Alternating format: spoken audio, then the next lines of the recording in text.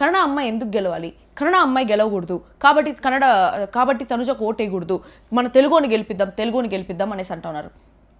చాలా తప్పు. చాలా మంది చాలా కన్నడ వాళ్ళు మన ఇండస్ట్రీకి వచ్చి లేకపోతే వేరే ఇండస్ట్రీకి వెళ్ళి వాళ్ళు ఏమి అనేసి ప్రూవ్ చేసుకున్నారు. దానిలో one main person is Rajinikanth గారు, ఇంకొకరు ప్రకాష్ రాజ్ గారు. ఇంకా వాళ్ళిద్దరికంటే అంత పెద్ద లెజెండరీ యాక్టర్స్ నేను చెప్పలేను. వాళ్ళు కూడా కర్ణాటక నుంచి వచ్చున్నారు. అంతా ఒకటే, వి ఆల్ ఆర్ ఇండియన్స్, అంతా human beings, we have to think that way. ఆ పిల్ల కన్నడ అమ్మాయి కాబట్టి గెలవకూడదు, that is bullshit. Because she played really well, she proved really well, she took stands wherever it is needed. చాలా పద్ధతిగా ఉంటుంది ఆ పిల్ల.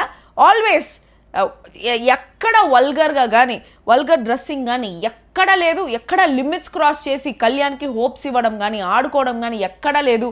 ఊరికే టచ్లు హగ్లు అట్లాంటివి ఏమీ లేవు. ఫ్యామిలీ ఆడియన్స్కి నచ్చే పిల్ల మారిగా ఉంది. చాలా పద్ధతిగా ఉంది ఆ పిల్ల, చాలా క్లియర్గా ఉంది.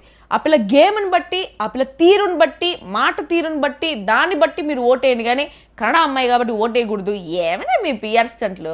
ఇంకా ఏం ఎత్తుకొని రావాలో తెల్ల, అందుకని కన్నడ అమ్మాయి అనేసి ఎత్తుకొచ్చేది. ఎందుకు క్యాస్ట్లు, కమ్యూనిటీలు, లాంగ్వేజ్లు అంతా ఎత్తుకొచ్చేది?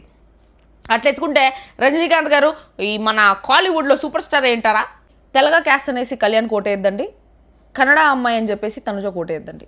గేమ్ ప్లే నచ్చితే, వాళ్ళిద్దరిలో ఎవరు గేమ్ ప్లే నచ్చితే వాళ్ళకే ఓటేయండి. అండ్ ఇట్లాంటి సుత్తి టాపిక్లు తీసుకొచ్చి, సుత్తి కాంట్రవర్సీలు తీసుకొచ్చి జనాలను నెగిటివిటీ స్ప్రెడ్ చేయాలని చెప్పేసి ఒక బిగ్ బాస్ ఓటింగ్ని పొలిటికల్ ఓటింగ్ అంత రేంజ్ ఇవ్వద్దండి, అంత సీన్ వద్దు. మన తెలుగు నాడు మనం అందరికీ ఈక్వల్ రెస్పెక్ట్ ఇవ్వాలా.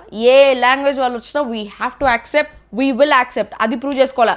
తెలుగు వాళ్ళకి మాత్రమే సపోర్ట్ ఏమిరా ఇదే, మనం మారుస్తాం. Will change this, will support all the languages. రేపు పొద్దున ఎవరైనా ఫారిన్ వస్తే కూడా తెలుగు నాడుకి we will support him. Okay.